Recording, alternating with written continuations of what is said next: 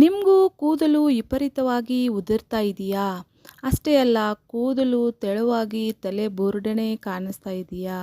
ಹಾಗಿದ್ರೆ ಈ ಒಂದೇ ಒಂದು ಹೋಮ್ ಮೇಡ್ ಎಣ್ಣೆಯನ್ನು ಒಂದು ವಾರ ಯೂಸ್ ಮಾಡಿ ನೋಡಿ. ರಿಸಲ್ಟ್ ನೋಡಿ ನೀವೇ ಶಾಕ್ ಆಗ್ತೀರಾ.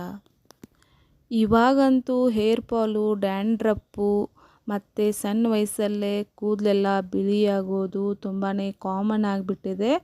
ಅಷ್ಟೇ ದೊಡ್ಡ ಪ್ರಾಬ್ಲಮ್ ಕೂಡ ಆಗಿಬಿಟ್ಟಿದೆ. ಪ್ರಾಬ್ಲಮ್ ಅಂದಮೇಲೆ ಅದಕ್ಕೆ ಸೊಲ್ಯೂಷನ್ ಇದ್ದೇ ಇರುತ್ತೆ. ಹಾಗಾಗಿ ನಾವೇ ಮನೆಯಲ್ಲಿ ಯಾವುದೇ ರೀತಿ ಕೆಮಿಕಲ್ ಯೂಸ್ ಮಾಡ್ದೇನೆ ಮನೆಯಲ್ಲೇ ನೈಸರ್ಗಿಕವಾಗಿ ಸಿಗ್ತಕ್ಕಂಥ ವಸ್ತುಗಳನ್ನು ಯೂಸ್ ಮಾಡಿಕೊಂಡು ಈ ಹೋಮ್ ಮೇಡ್ ಆಯಿಲನ್ನು ಹೇಗೆ ಮಾಡೋದಂತ ನಾನು ನಿಮಗೆ ತೋರಿಸ್ಕೊಡ್ತಾ ಇದ್ದೀನಿ. ವಿಡಿಯೋನ ಎಲ್ಲೂ ಸ್ಕಿಪ್ ಮಾಡಬೇಡಿ, ಫುಲ್ಲಾಗಿ ನೋಡಿ ಫ್ರೆಂಡ್ಸ್. ಮನೆಯಲ್ಲೇ ಸಿಗ್ತಕ್ಕಂಥ ವಸ್ತುಗಳು ಯಾವ್ಯಾವು ಅಂದರೆ, ಮೊದಲಿಗೆ ನಮಗೆ ಈ ಆಯಿಲನ್ನು ರೆಡಿ ಮಾಡಲಿಕ್ಕೆ ಬೇಕಾಗಿರೋದು ದಾಸವಾಳದ ಹೂವು ಮತ್ತು ಅಲೋವೆರಾ ಮತ್ತು ಮೆಂತೆಕಾಳು, ಹಾಗೆ ತುಂಬ ಚೆನ್ನಾಗಿರ್ತಕ್ಕಂಥ ಕ್ವಾಲಿಟಿ ಆಗಿರ್ತಕ್ಕಂಥ ಎಣ್ಣೆ. ನೀವು ಯಾವುದಾದ್ರೂ ಯೂಸ್ ಮಾಡ್ಬೋದು, ಕೊಬ್ಬರಿ ಎಣ್ಣೆ. ಹಾಗಾಗಿ ಈ ಎಲ್ಲ ಪದಾರ್ಥಗಳನ್ನು ತಗೊಂಡು ನಾವು ಚೆನ್ನಾಗಿ ಹೂವು ಮತ್ತು ಅಲೋವೆರಾನ ಮತ್ತು ಬೆಟ್ಟದ ನೆಲ್ಲಿಕಾಯಿ ಸಿಕ್ಕರೆ ತೊಗೋಬೋದು.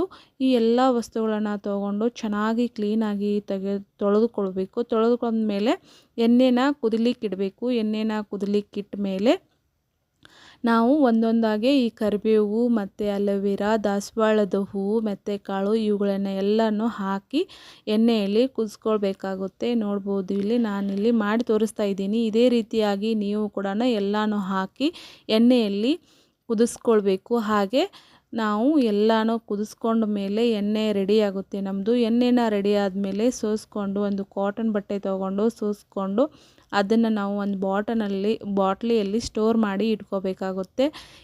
ಈ ಆಯಿಲನ್ನು ನಾವು ವೀಕ್ಲಿ 2 ಟೈಮ್ಸ್ ಇಲ್ಲ 3 ಟೈಮ್ಸ ಯೂಸ್ ಮಾಡ್ತಾ ಬಂದರೆ ನಮ್ಮ ಹೇರ್ ಫಾಲು, ಡ್ಯಾಂಡ್ರಪ್ಪು ಮತ್ತು ಕೂದಲು ಬಿಳಿಯಾಗೋದು ಎಲ್ಲನೂ ನೀವೇ ನೋಡ್ಬೋದು ಎಷ್ಟು ಚೆನ್ನಾಗಿ ರಿಸಲ್ಟ್ ಬರುತ್ತೆ ಅಂತ. 1 ವೀಕ್ ಅಷ್ಟೇ ನೀವು ಯೂಸ್ ಮಾಡಿ ನೋಡಿ, ನಿಮಗೆ ರಿಸಲ್ಟ್ ನೋಡಿ ನೀವೇ ಶಾಕ್ ಆಗ್ತೀರಾ ಫ್ರೆಂಡ್ಸ್. ನಾ ಮಾಡಿರ್ತಕ್ಕಂಥ ಈ ಹೇರ್ ಆಯಿಲ್ ನಿಮಗೆ ಹೇಗೆ ಅನ್ನಿಸ್ತು ಅಂತ ಕಮೆಂಟ್ ಮೂಲಕ ತಿಳಿಸಿ. ಮತ್ತು ನಿಮಗೆ ಯಾವುದೇ ರೀತಿ ಹೇರ್ ಸಮಸ್ಯೆ ಇದ್ದರೆ ನನಗೆ ಕಮೆಂಟ್ ಮಾಡಿ, ನಾನು ಮತ್ತಷ್ಟು ವಿಡಿಯೋಗಳನ್ನು ಮಾಡಿ ನಿಮಗೆ ತೋರಿಸ್ತಾ ಇರ್ತೀನಿ. ಇದೇ ರೀತಿ ಹೆಲ್ತ್ ಟಿಪ್ಸ್ಗಾಗಿ ನಮ್ಮ ಯೂಟ್ಯೂಬ್ ಚಾನಲನ್ನು ಸಬ್ಸ್ಕ್ರೈಬ್ ಮಾಡ್ಕೊಳ್ಳಿ. Thank you for the watching. ಹೀಗೆ ಸಪೋರ್ಟ್ ಮಾಡ್ತಾ ಇರಿ ಫ್ರೆಂಡ್ಸ್.